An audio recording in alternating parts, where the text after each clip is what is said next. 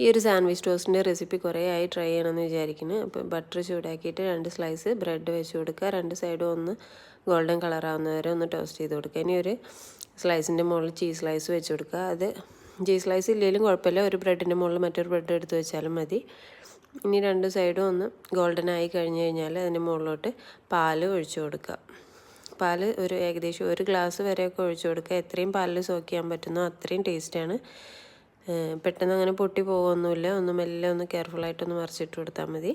എന്നിട്ട് 2-3 മിനിറ്റ് 2 സൈഡും അങ്ങോട്ടും ഇങ്ങോട്ടും മറിച്ചിട്ട് കുക്ക് ചെയ്തെടുക്കുക. പാല് ഫുള്ളായിട്ട് അതിനകത്തോട്ട് പിടിക്കുന്നത് വരെ. ഇനി ഒരു പ്ലേറ്റിൽ സെർവ് ചെയ്യുക. മുകളിൽ വേണമെങ്കിൽ ഇത്തിരി ഫ്രൂട്ട്സും ഹണിയും കൂടെ ടോപ്പ് ചെയ്തെടുക്കുക. അപ്പോൾ ഇത് കഴിക്കാനായിട്ട് നല്ല ടേസ്റ്റാണ്, നല്ല അടിപൊളിയാണ്. എല്ലാവരും ട്രൈ ചെയ്ത് നോക്കുക. Thank you.